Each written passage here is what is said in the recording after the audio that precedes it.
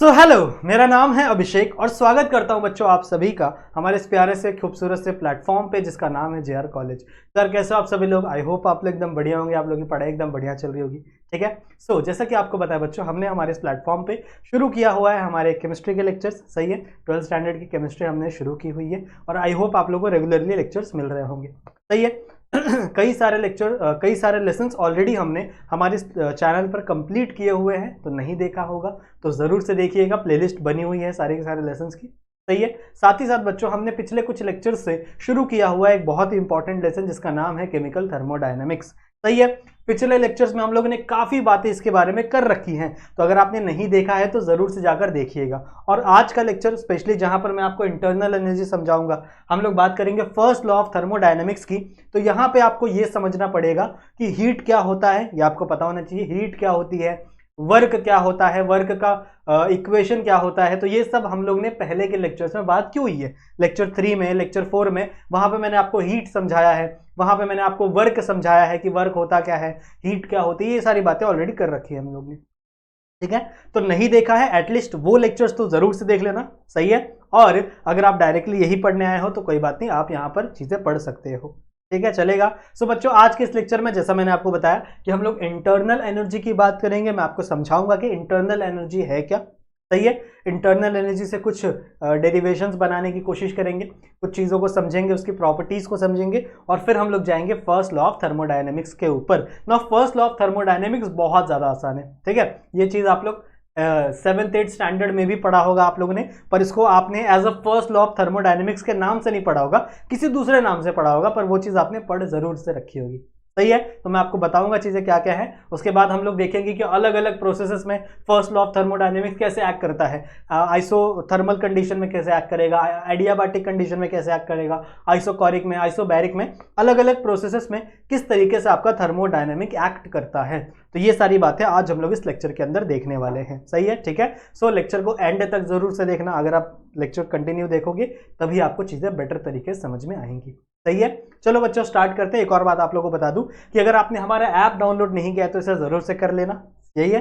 और यदि आपने मुझे इंस्टाग्राम पे फॉलो नहीं किया तो जरूर से आप आ सकते हो, ये मेरी आईडी है। यदि आपको कोई भी डाउट होता है तो आप मुझसे वहां पर डायरेक्ट कांटेक्ट कर सकते हैं। ठीक है, चलेगा। तो लेट्स स्टार्ट टुडेज लेक्चर। आ जाओ बच्चों, आज इस लेक्चर का प्रारंभ करते हैं। देखो, लास्ट वाले लेक्चर में मैंने बात किया था मैक्सिमम वर्क का। ठीक है। वहां पे हम लोग ने एक डेरिवेशन बनाया था और उस डेरिवेशन से कुछ न्यूमेरिकल सॉल्व किए थे। वो जो वर्क था बच्चों, वो आपका आइसोथर्मल और रिवर्सिबल के लिए था। फिर इसके पहले भी मैंने आपको एक वर्क डन सिखाया हुआ है जो कि सिर्फ आइसोथर्मल और इरिवर्सिबल के लिए था। दैट इज वर्क का फॉर्मूला क्या बताया था उस टाइम पे मैंने आप लोग को, -P एक्सटर्नल डेल्टा V। सही है, वहां पे वो वाला इक्वेशन बना था।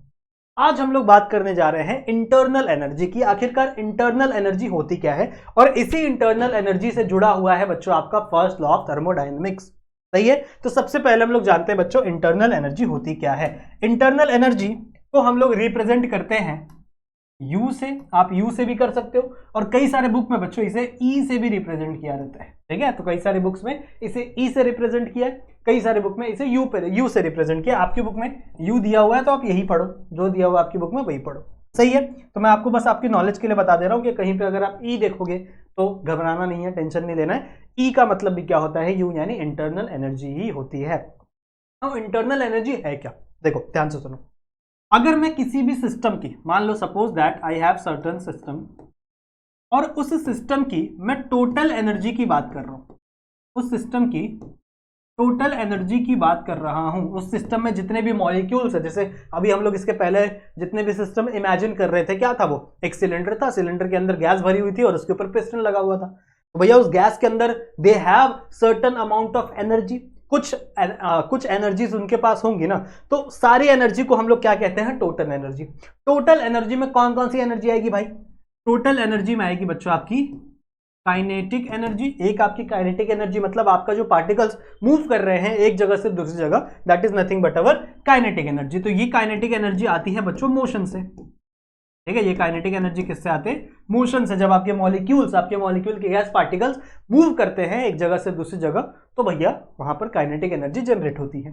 फिर मान लो कि आपके कंपाउंड को मैंने मान लो किसी भी एक फील्ड में रख दिया, इलेक्ट्रोस्टैटिक फील्ड में रख दिया या फिर मैग्नेटिक फील्ड में रख दिया, तो उस कंडीशन में उनके अंदर पोटेंशियल एनर्जी भी जनरेट होती है। ठीक है, उस कंडीशन में उनके अंदर पोटेंशियल एनर्जी भी जनरेट होती है। ये सारे के सारे टॉपिक फिजिक्स के हैं। ठीक है, फिर भी मेरे को थोड़ा बहुत आता है, तो जितना आता है मैं आपको बता रहा हूं। किसी भी सिस्टम के टोटल एनर्जी की बात करें तो टोटल एनर्जी में कौन कौन सी एनर्जी हम लोग को मिलती है। जितने भी मॉलिक्यूल्स मोशन कर रहे होंगे, यहां से वहां भाग रहे होंगे, इधर उधर जा रहे होंगे, that is nothing but a kinetic energy. अगर आपने अपने मॉलिक्यूल्स को, अपने सिस्टम को किसी फील्ड के अंदर रखा है, मैग्नेटिक फील्ड के अंदर रखा है या इलेक्ट्रोस्टैटिक फील्ड के अंदर रखा है, तो उनके अंदर एक एनर्जी जनरेट होती है, that is nothing but our potential energy. ये एनर्जी ग्रेविटेशनल फील्ड के साथ भी जनरेट होती है। ठीक है, तो अलग अलग फील्ड होते हैं बच्चों, चाहे तो आप ग्रेविटेशनल फील्ड के वजह से देख लो। ठीक है, ग्रेविटेशनल का स्पेलिंग गलत है मुझे पता है। चाहे तो बच्चों आप इलेक्ट्रोस्टैटिक फील्ड की वजह से देख लो, चाहे तो आप मैग्नेटिक फील्ड के वजह से देख लो। अलग अलग फील्ड अगर आप अपने सिस्टम पे, अगर अपने मॉलिक्यूल्स पे अप्लाई करोगे तो उनके अंदर भी उस टाइम पर भी एक एनर्जी जनरेट होती है, and that energy is nothing but our internal energy. उस एनर्जी, सॉरी इंटरनल नहीं, उस एनर्जी को हम लोग बोलते हैं बच्चों पोटेंशियल एनर्जी। और इन दोनों के अलावा there is a certain energy that is nothing but our internal energy. ठीक है, इन दोनों के अलावा भी कुछ अमाउंट ऑफ एनर्जी हमारे सिस्टम में रहती है, उस एनर्जी को हम लोग इंटरनल एनर्जी कहते हैं। ठीक है, तो अभी तक हम लोग ने क्या सीखा है, ध्यान से सुनो। देखो, मैं फास्ट नहीं जा रहा हूं, मैं आप लोगों को धीरे धीरे हर एक चीज समझा रहा हूं ताकि आपको चीजें समझ में आए। सही है, जितनी चीजें मैं समझा रहा हूं ना, वही चीजें आपके बुक में भी दी हुई है, या फिर इंटरनेट पे आप कहीं भी ढूंढोगे तो वही चीजें आपको अलग अलग भाषाओं में अलग अलग तरीके से आपको प्रेजेंट की जाएगी, पर वही चीजें। सही है, तो मैं चाह रहा हूं कि मैं आप लोगों को ज्यादा सिंप्लीफाइड तरीके से बता सकूं।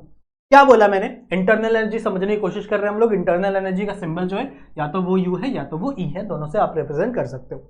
मैंने बात किया, अगर मेरे पास कोई सिस्टम है, suppose I have a system जिसके अंदर एक सिलेंडर है, उसके अंदर गैसेस भरी हुई, ऊपर से पिस्टन लगा हुआ है। अब वो जो गैसेस है ना बच्चों, उन गैसेस के अंदर कुछ ना कुछ एनर्जी होगी। सो मैंने बोला टोटल एनर्जी, मतलब पूरी की पूरी एनर्जी किससे बनी हुई है, पूरी की पूरी एनर्जी बनी हुई है बच्चों आपके बहुत सारे अलग अलग एनर्जी के एडिशन से। सबसे पहले एनर्जी हमारी कौन सी है, काइनेटिक एनर्जी। काइनेटिक एनर्जी मतलब बच्चों जो मोशन से आती है। ठीक है, काइनेटिक एनर्जी मतलब क्या बच्चों, जो आपके मोशन से बनती है। फिर पोटेंशियल एनर्जी मतलब क्या, अगर आपका सिस्टम किसी भी फील्ड के आसपास रखा हुआ है, जैसे ग्रेविटेशनल फील्ड, कहीं भी लाओ ग्रेविटेशनल फील्ड तो रहेगी। फिर इलेक्ट्रोस्टैटिक फील्ड, फिर मैग्नेटिक फील्ड, अगर ऐसा कोई फील्ड अप्लाई किया है तो उसके ऊपर एक पोटेंशियल एनर्जी भी जनरेट होती है, और साथ ही साथ उसके अंदर इंटरनल एनर्जी भी होती है। अभी तक मैंने आपको इंटरनल एनर्जी समझा ही नहीं है, मैंने आपको सिर्फ ये बताया है कि टोटल एनर्जी में कौन कौन सी एनर्जी आपके सिस्टम में है। सही है, तो अगर मान लो आई हैव अ सिस्टम, मेरे पास कोई ऐसा सिस्टम है जो मूव नहीं कर रहा, जो मोशन नहीं कर रहा, जो स्टेबल है, स्टेडी है। Suppose that I have a system, I have a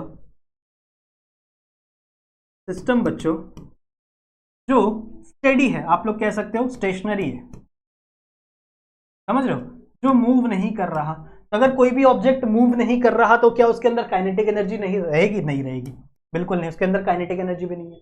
और मान लो इस सिस्टम को आपने किसी भी फील्ड में नहीं रखा है, ग्रेविटेशनल से भी इसको आप इसको चांद पर लेकर चले गए हो, या फिर स्पेस में कहीं भी लेके जा चुके हो जहां पर आप ग्रेविटी है ही नहीं, ना इलेक्ट्रोस्टैटिक फील्ड है ना मैग्नेटिक फील्ड है, ऐसे आपने उसको किसी भी फील्ड में नहीं रखा, नो फील्ड अप्लाइड। समझ रहे हो, आपके सिस्टम को अब कोई भी फील्ड क्या है बच्चों, अप्लाइड नहीं है।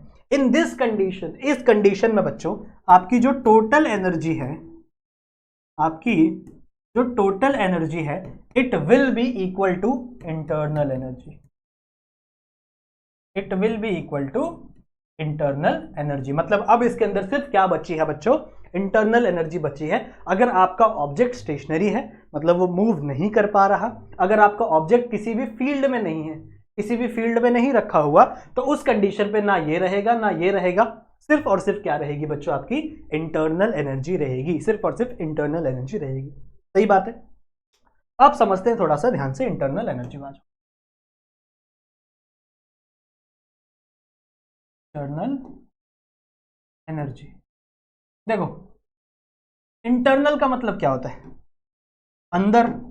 इंटरनल का मतलब क्या होता है, अंदर, अंदर की एनर्जी, किसी भी मॉलिक्यूल के अंदर की एनर्जी, किसी भी मॉलिक्यूल के इनसाइड जो एनर्जी बैठी हुई है, that is nothing but a internal energy. आपको समझाता हूं अच्छे से, देखो ध्यान से सुनो। इंटरनल एनर्जी क्या क्या रहेगी, क्या क्या, देखो आपको थोड़ा सा मॉलिक्यूल लेवल पर जाना पड़ेगा। अभी तो हम लोग कंपाउंड के लेवल पे, मॉलिक्यूल आपको थोड़ा सा अंदर एटम के लेवल पे जाना पड़ेगा। जब आप एक एटम के लेवल पे जाओगे, उसके अंदर इलेक्ट्रॉन्स होंगे, उसके अंदर प्रोटॉन्स होंगे। हर प्रोटॉन्स की एक वाइब्रेशनल एनर्जी होती है, ठीक है। वाइब्रेशनल एनर्जी मतलब पता क्या है कि आपका एक कंपाउंड ऐसे वाइब्रेट होता है, टू एंड फ्रो मोशन करता है, वाइब्रेट होता है, ठीक है, समझ रहे हो, आगे पीछे आगे पीछे आगे पीछे होता रहता है, उसको हम लोग बोलते हैं वाइब्रेशनल एनर्जी। और ये वाइब्रेशनल एनर्जी कैसे आ रही है बच्चों, ये वाइब्रेशनल एनर्जी कैसे आ रही है, बिकॉज ऑफ द मोशन। तो इसको हम लोग कहते हैं काइनेटिक एनर्जी। काइनेटिक एनर्जी कौन सी काइनेटिक एनर्जी बच्चों, ये वाइब्रेशनल, समझ रहे हो, कौन सी काइनेटिक एनर्जी है, ये वाइब्रेशनल काइनेटिक एनर्जी। ध्यान से सुनेंगे सब कुछ समझ में आएगा, ठीक है, जस्ट अ सेकेंड, ठीक है, समझ में आ गया। सो एक है बच्चों आपकी काइनेटिक एनर्जी जो कि वाइब्रेशनल है। फिर बच्चों एक और काइनेटिक एनर्जी है जो कि ट्रांजिशनल है, ट्रांजिशन हो रहे हैं। जैसे मान लो एक आपका कंपाउंड है, ऐसे बहुत सारे मॉलिक्यूल्स हैं, ये इधर भाग रहा है, ये इधर भाग रहा है, ये इधर भाग रहा है, समझ लो, ये एकदम मॉलिक्यूल लेवल पे हो रहे हैं, एटम्स के लेवल पे हो रहे हैं।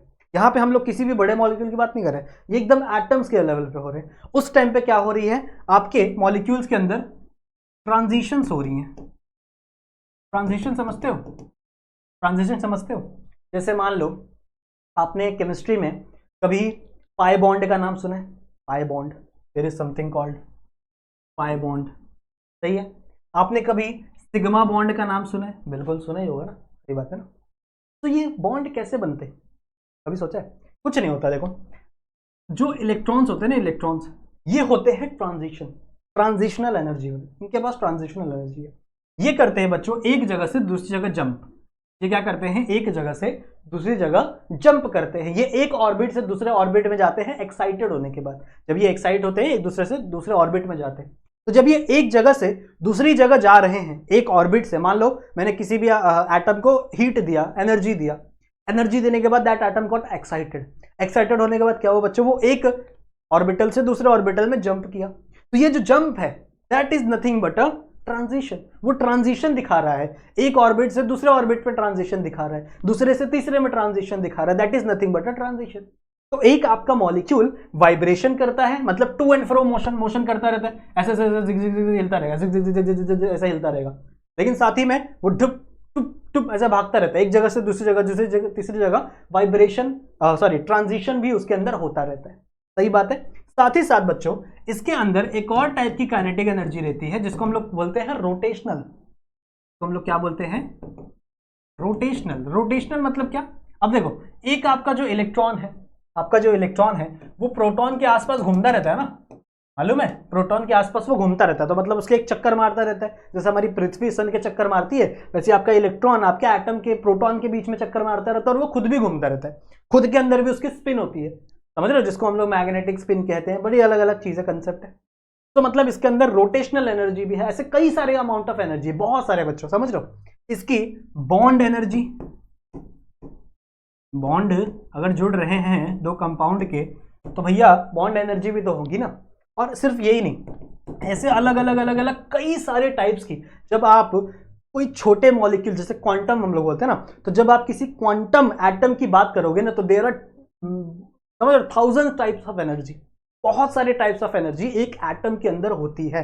अभी तो मैंने आपको सिर्फ कुछ बताई हैं, जैसे मैंने आपको एक वाइब्रेशनल बता दिया, मैंने आपको एक ट्रांजिशनल बता दिया, रोटेशनल बता दिया, मैंने आपको बॉन्ड एनर्जी बता दी। ऐसे कई सारे अमाउंट ऑफ एनर्जी क्या होती है बच्चों, एक एटम के अंदर होती है।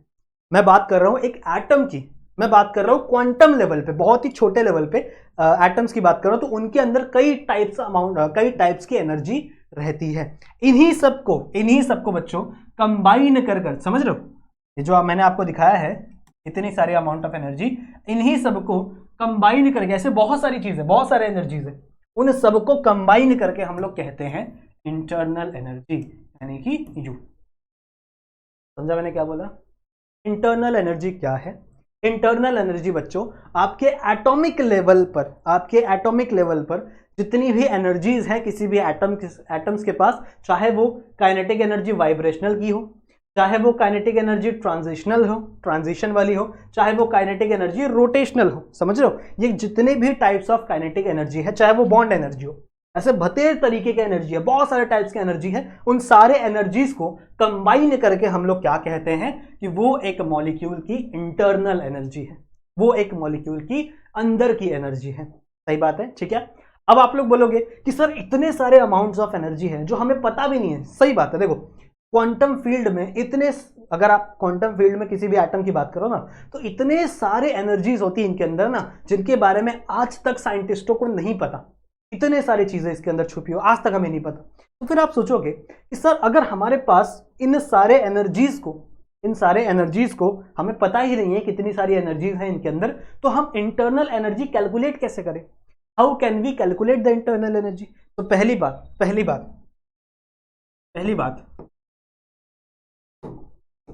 इट इज नॉट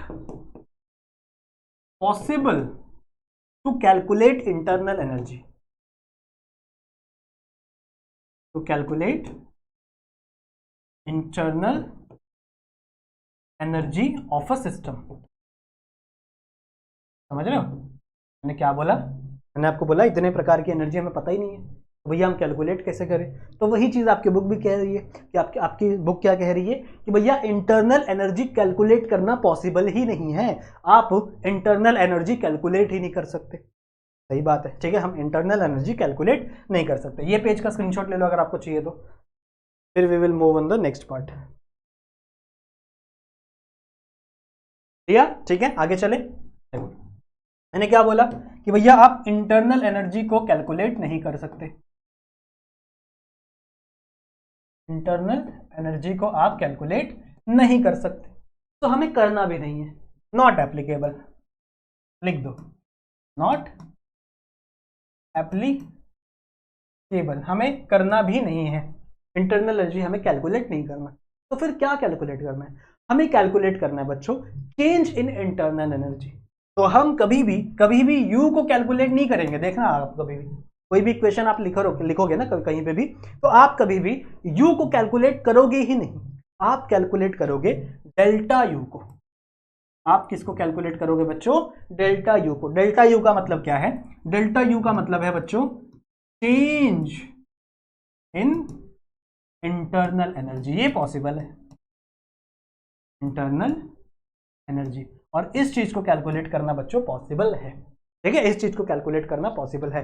अब चेंज इन इंटरनल एनर्जी मतलब क्या? जैसे मान लो आपका कोई भी एक सिस्टम है, अब उस सिस्टम के ऊपर आपने हीट अप्लाई किया। ठीक है, मान लो मैंने उस सिस्टम को हीट दिया। कितना हीट दिया?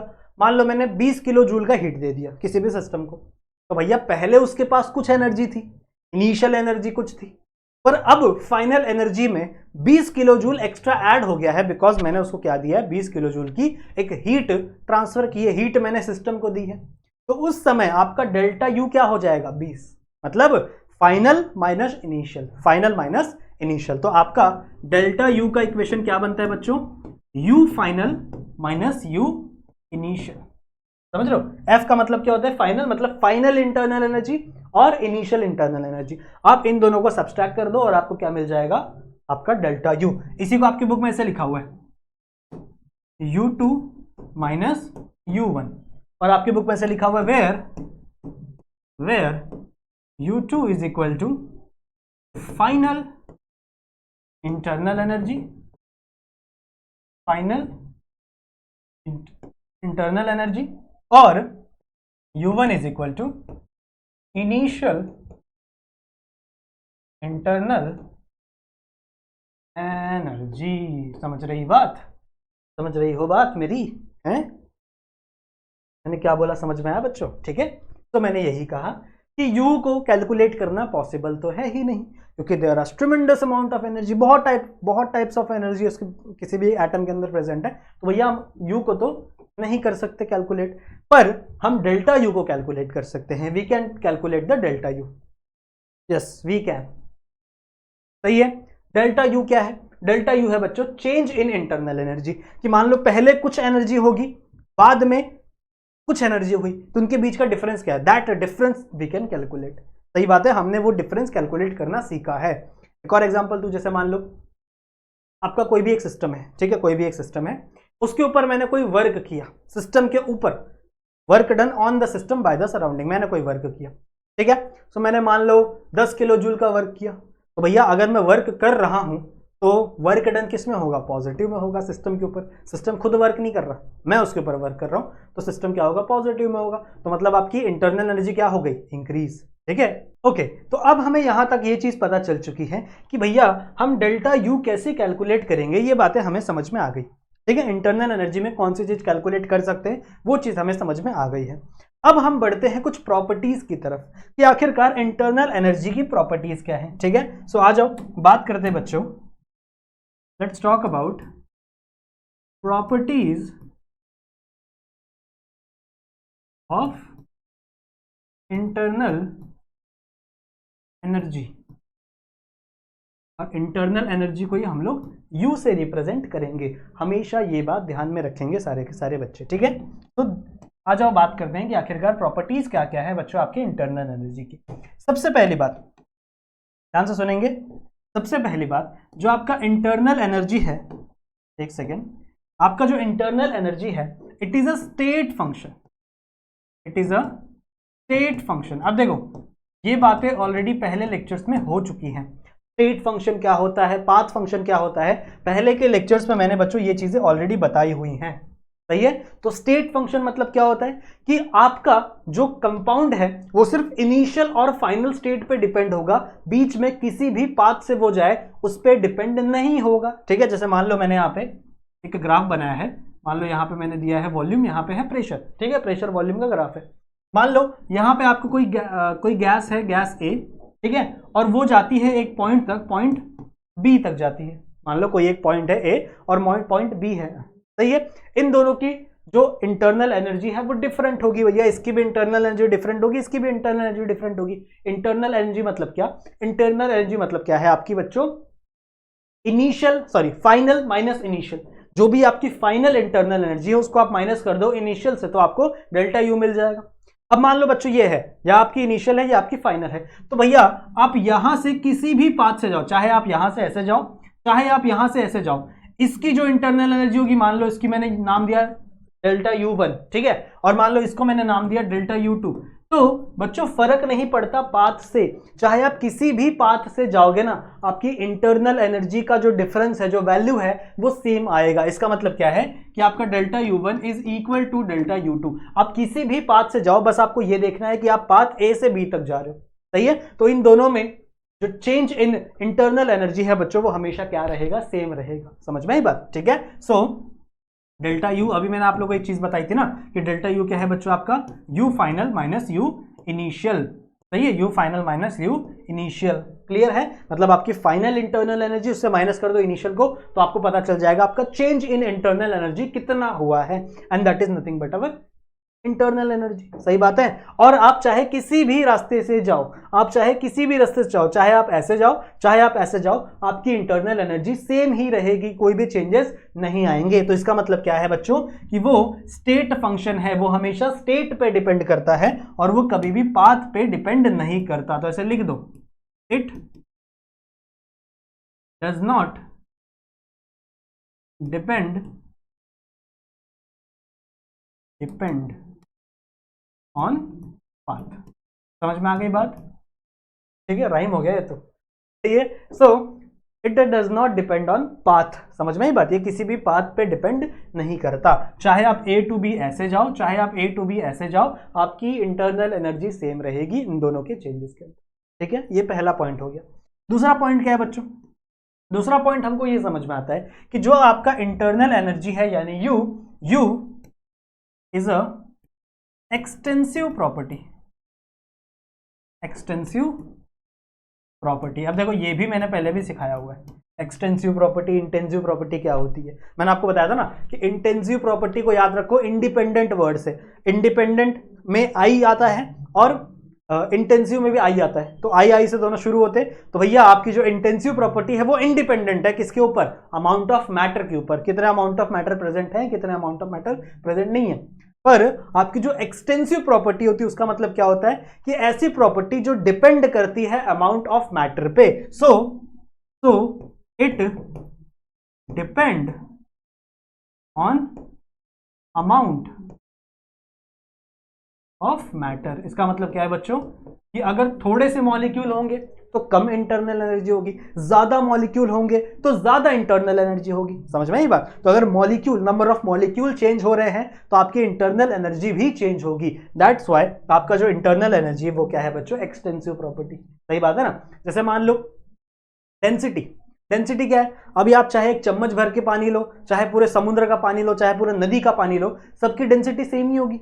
तो वो एक इंटेंसिव प्रॉपर्टी है जो अमाउंट ऑफ मैटर पर डिपेंड नहीं करती। कितना भी आप अमाउंट बढ़ाते जाओ वो प्रॉपर्टी चेंज नहीं होगी, तो उसको हम लोग इंटेंसिव प्रॉपर्टी बोल दिया।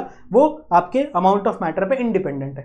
पर देयर आर सम प्रॉपर्टीज जो आपके अमाउंट ऑफ मैटर पे क्या होती है बच्चों? डिपेंडेंट होती है। जैसे मोल्स, जितने ज्यादा नंबर ऑफ मॉलिक्यूल्स होंगे उतना ज्यादा मोल्स होगा, जितने ज्यादा नंबर ऑफ मॉलिक्यूल्स होंगे उतनी ही ज्यादा इंटरनल एनर्जी होगी। दैट्स व्हाई बच्चों, दैट्स व्हाई कि आपका जो इंटरनल एनर्जी है वो क्या है बच्चों? एक एक्सटेंसिव प्रॉपर्टी है। सही है? एक और पॉइंट है, third point, if W is cyclic. अगर बच्चों आपका इंटरनल एनर्जी साइक्लिक है, मतलब मान लो आपका यहां से शुरू हुआ और यहीं पे आगे खत्म हुआ, मान लो आपकी इंटरनल एनर्जी थोड़ी बड़ी बड़ी बड़ी और वापस इसी पे आगे खत्म हो गई, तो भैया आपका इनिशियल भी सेम हो गया, फाइनल भी सेम हो गया। तो initial minus final same same value है, तो आंसर कितना आ जाएगा? 0। सो अगर आपका इंटरनल एनर्जी साइक्लिक है, मतलब अगर आपकी प्रोसेस साइक्लिक है, ऐसा लिखना चाहिए, इंटरनल एनर्जी नहीं, अगर आपकी प्रोसेस या फिर अगर आपका सिस्टम साइक्लिक मैनर में ट्रैवल कर रहा है, so in that condition your delta U becomes 0। ठीक है? आपका डेल्टा यू क्या हो जाएगा? 0। And this is very important, तो मार्क कर लो, ये बहुत ज्यादा इंपॉर्टेंट स्टेटमेंट है। समझ में आ गया? ठीक है?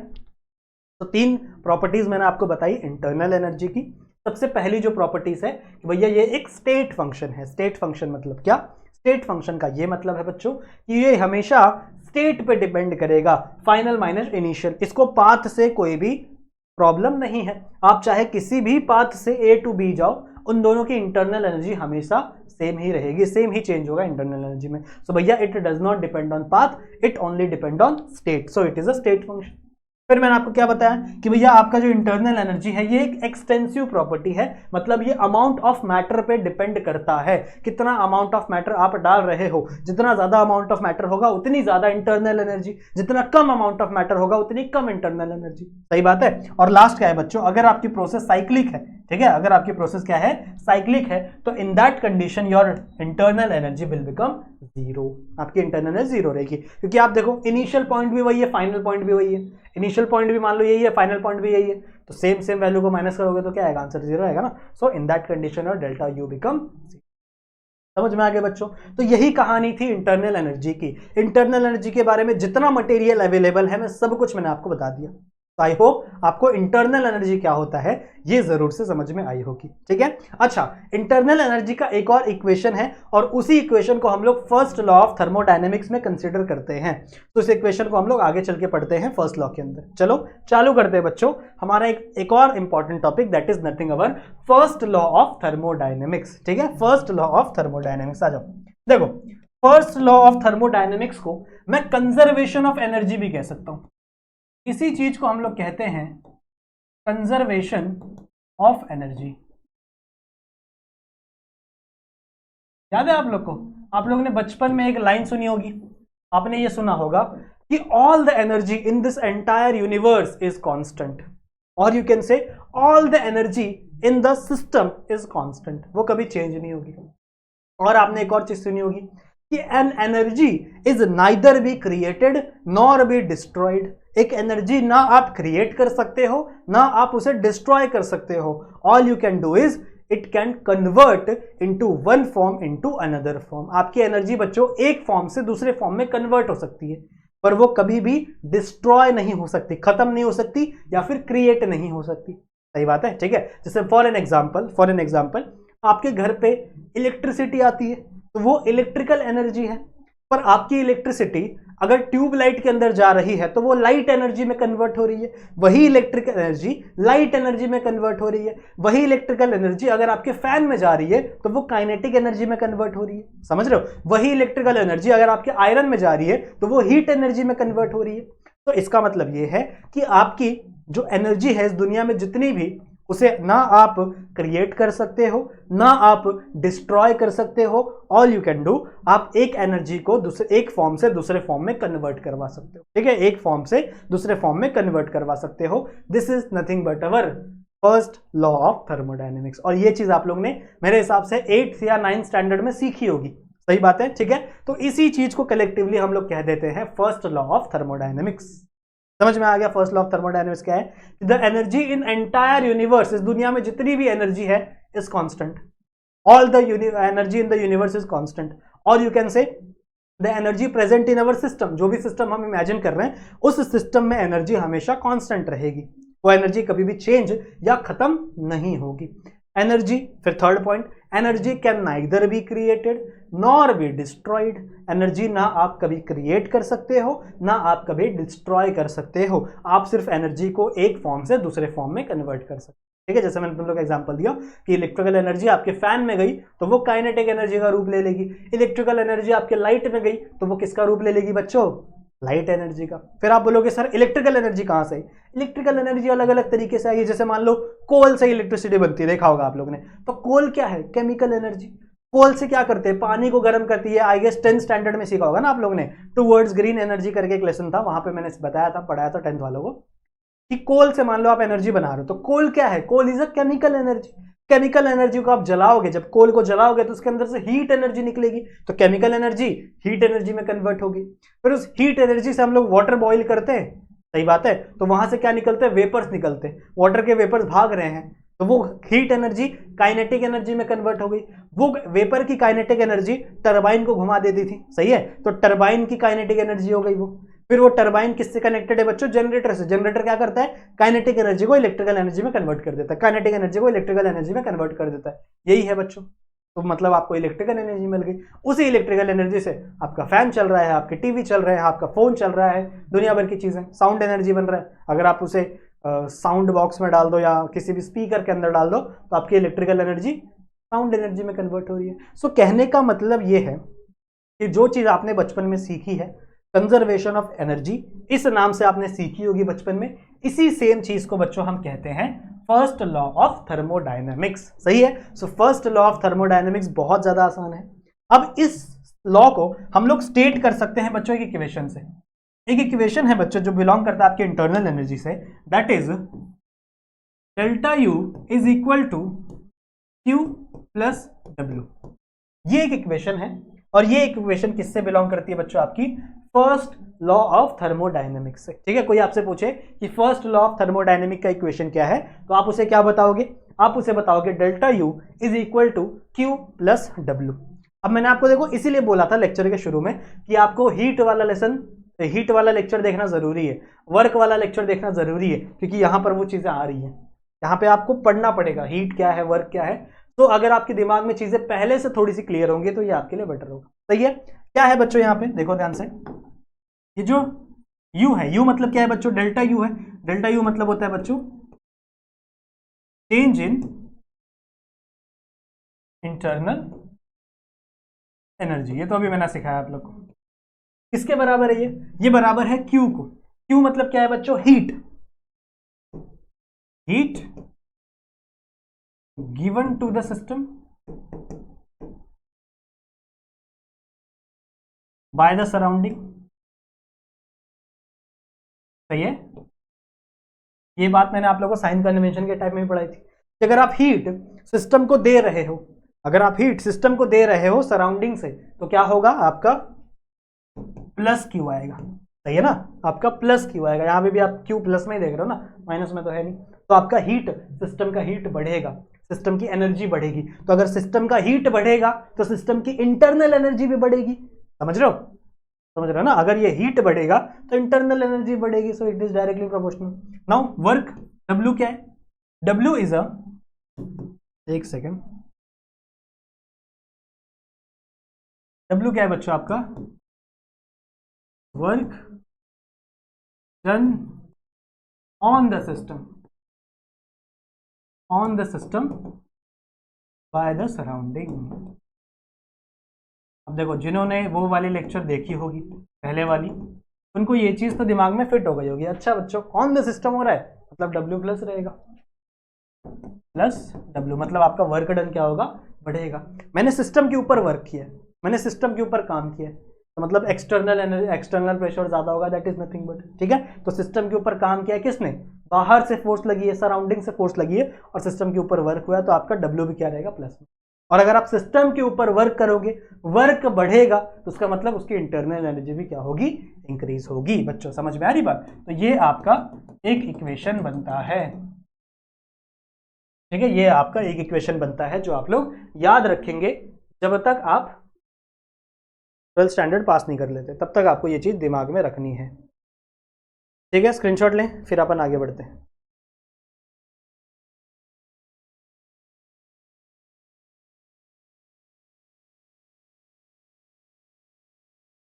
समझ में आई बात, ठीक है, क्लियर है, इतनी बातें क्लियर है। आई होप आप लोगों को ये चीजें समझ में आ रही होंगी। तो फर्स्ट लॉ ऑफ थर्मोडायनेमिक्स समझ में आ गया, कुछ नहीं है, बड़ी सिंपल चीजें। फर्स्ट लॉ ऑफ थर्मोडायनेमिक्स समझ में आ गया कि इस दुनिया में जितनी भी एनर्जी है, सारी की सारी एनर्जी कांस्टेंट। आपके सिस्टम में जो एनर्जी है, दैट एनर्जी इज कांस्टेंट, वो चेंज नहीं होगा। जितनी भी एनर्जी है, that can neither be created nor be destroy, ना आप उसे बना सकते हो ना आप उसे डिस्ट्रॉय कर सकते हो। All you can do is you can convert one form of energy into another form of energy. Equation अगर आपसे पूछा जाए, ठीक है, अच्छा ये मुझे एक्चुअली यहाँ लिखना चाहिए था, यहाँ पे लिखना चाहिए था, फॉर्मुलेशन ऑफ थर्मोडायनेमिक्स। चलो यहीं पे लिख देते हैं। क्या है बच्चों आपका, delta U is equal to Q plus W, सही है। किसी किसी बुक में इस डेल्टा यू की जगह डेल्टा ई भी लिखा हुआ मिल जाएगा, तो घबराइएगा नहीं। मैंने आपको पहले भी बताया है कि इंटरनल एनर्जी को आप यू से भी रिप्रेजेंट कर सकते हो और ई से भी रिप्रेजेंट कर सकते हो, चलेगा, ठीक है। सो यू से भी और ई से भी, दोनों से ही आपका डेल्टा यू रिप्रेजेंट होता है, सही है। तो आपको ये भी देखने के लिए मिल सकता है, ये भी देखने के लिए मिल सकता है। तो this is change in internal energy. ये है आपका बच्चों heat given to the system from the surrounding, और आपका वर्क क्या है, work done on the system by the surrounding. इसमें से आप कुछ भी करोगे तो आपकी इंटरनल एनर्जी क्या होगी बच्चों, इंक्रीज, ठीक है। कुछ भी करोगे तो आपकी इंटरनल एनर्जी क्या होगी बच्चों, हमेशा हमेशा हमेशा आपकी इंटरनल एनर्जी इंक्रीज होगी। सही बात है, सही बात है, ठीक है। अगर आप मान लो किसी छोटा सा इंटरनल एनर्जी फाइंड करना है, बहुत ही छोटा सा, तो आप क्या लिखोगे, डी यू। डी यू मतलब क्या है, बहुत ही छोटा डिफरेंशिएशन, इसका क्या हो जाएगा, डी क्यू प्लस dw। ये भी इक्वेशन दिमाग में रखेंगे। जब आप किसी छोटे से इंटरनल एनर्जी को फाइंड करना चाहते हो तो उसके लिए ये इक्वेशन है। बस आपको कुछ नहीं लगाना, आपको ये d लगा देना है आगे। d का मतलब क्या होता है, आप बहुत ही छोटे से कंपाउंड की बात कर रहे हो, छोटे से मॉलिक्यूल की बात कर रहे हो, ठीक है। समझ में आ गया, समझ में आ गया, बहुत ही स्मॉल चेंज की बात कर रहे हो, ठीक है, समझ में आ गया। चले आगे, चले आगे बच्चों। अब चलो, अब बात करते हैं अलग अलग प्रोसेसेस की। अलग अलग प्रोसेस में फर्स्ट लॉ ऑफ थर्मोडायनेमिक्स को आप कैसे लिख सकते हो, आज बात डिफरेंट प्रोसेस। सबसे पहली प्रोसेस को हम लोग बात करेंगे, तो इधर भेज देते हैं। सबसे पहली प्रोसेस है बच्चों हमारी isothermal process. First process we are going to talk about is isothermal process. क्या होता है आइसोथर्मल प्रोसेस, ऐसी चीज जहां पे temperature is constant. Isothermal process में ये दोनों कलर ही क्यों येलो है, दूसरा कोई कलर नहीं है बहुत सारे। इस कंडीशन में क्या होगा बच्चों, आपका जो टेम्परेचर है इज कांस्टेंट। मतलब अगर बच्चों आपका सिस्टम है, सिस्टम के ऊपर वर्क हुआ, कुछ भी हुआ, सब कुछ हो रहा है, बट वो आइसोथर्मल कंडीशन में, उसका टेम्परेचर चेंज नहीं हो रहा है। मान लो आप रूम टेम्परेचर पे रिएक्शन कर रहे हो, उसका टेम्परेचर ही चेंज नहीं हो रहा है, सेम कंडीशन पे रिएक्शन हो रहा है। तो इन दैट कंडीशन अगर उसका टेम्परेचर ही चेंज नहीं होगा तो क्या इंटरनल एनर्जी चेंज होगी, बिल्कुल भी नहीं। अगर टेम्परेचर ही चेंज नहीं होगा तो इंटरनल एनर्जी चेंज होगी, बिल्कुल भी नहीं। So in that condition your delta U becomes zero, ठीक है। In that condition your delta U बच्चों becomes zero, क्योंकि आपका टेम्परेचर ही नहीं चेंज हो रहा है। तो इंटरनल एनर्जी कैसे चेंज होगी, इंटरनल एनर्जी मतलब क्या, टेम्परेचर, सही है। सो इस इक्वेशन को आप पुट करो किसमें, delta U plus sorry delta U is equal to Q plus W, सही है। सो इन दैट कंडीशन आपका ये क्या हो जाएगा, zero. So zero is equal to Q plus W.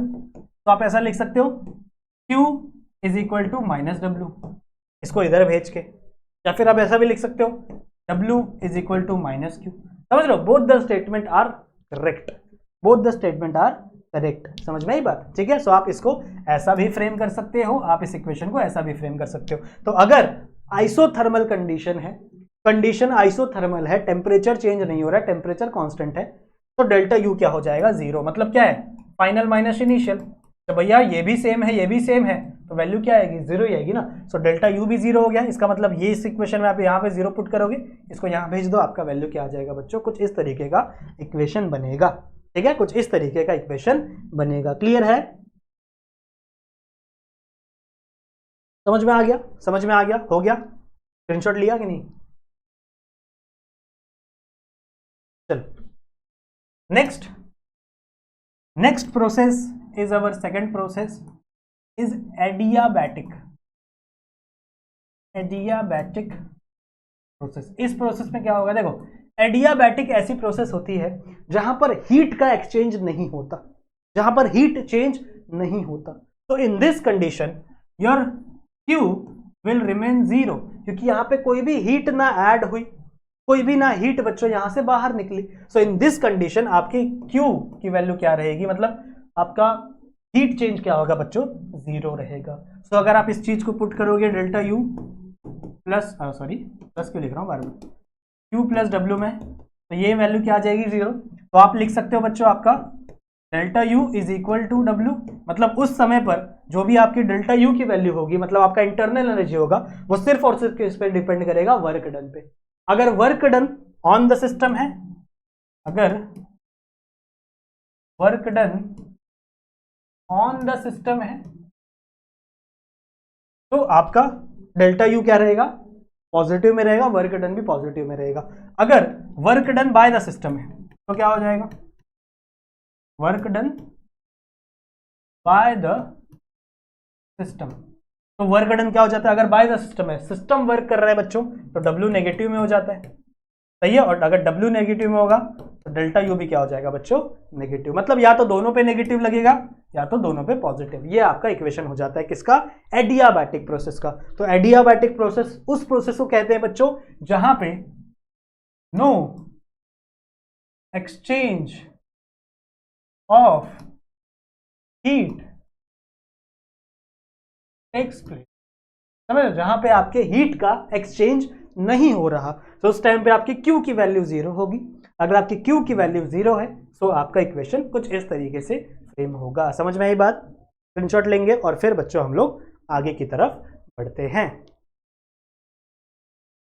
हो गया? हो गया? Next isochoric, third equation, isochoric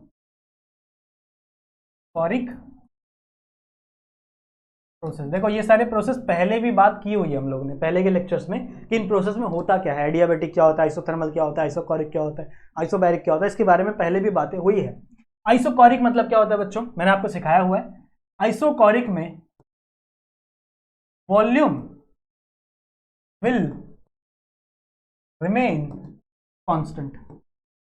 in this condition बच्चों आपका जो वॉल्यूम है, आपका जो वॉल्यूम है बच्चों वो क्या रहेगा? हमेशा कांस्टेंट रहेगा। ठीक है, आपकी वॉल्यूम क्या रहेगी? हमेशा कांस्टेंट रहेगी। तो क्या होगा? वॉल्यूम कांस्टेंट रहेगी तो क्या होगा? इक्वेशन क्या है बच्चों आपका? Delta U is equal to Q plus W. अरे भैया अब इस इक्वेशन में तो वॉल्यूम है ही नहीं, तो हमें इस इक्वेशन में वॉल्यूम डालनी पड़ेगी। कहां से डालोगे? आप डालोगे वर्क से। देखो इस इक्वेशन को ऐसे छोड़ दो। वर्क का इक्वेशन क्या याद है? प्रेशर वॉल्यूम वाला वर्क का इक्वेशन क्या था? Minus P external delta we. याद है ये इक्वेशन? ठीक है, minus P external delta we.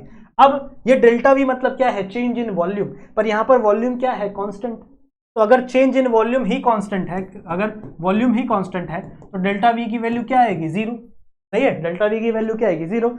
इस जीरो को अगर आप इस जगह पर पुट करोगे तो आपका वर्क डन ही क्या आ जाएगा? जीरो, क्योंकि यहां पे जीरो आ गया। Anything multiply by zero is equal to zero, तो मतलब वर्क की वैल्यू क्या आ गई बच्चों? जीरो। अब इस वैल्यू को यहां पुट करो तो क्या हो जाएगा? Delta U is equal to Q. ठीक है, delta U is equal to Q, आगे कुछ है ही नहीं। अब आपकी बुक में क्या किया है, इस Q के यहाँ पे V लगा दिया है, मतलब क्या दिखाया जा रहा है कि ये हीट उस समय का है, ये एक्सचेंज ऑफ हीट उस समय का है जब आपका वॉल्यूम कांस्टेंट था।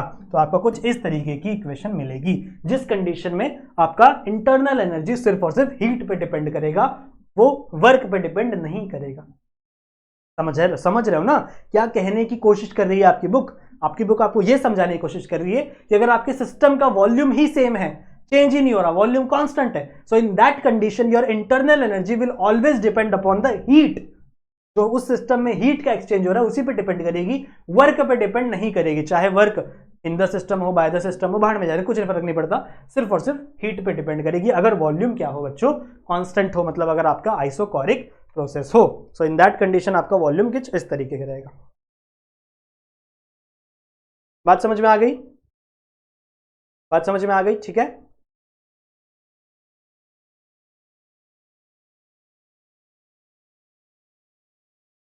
सही है। चले बात करें आगे।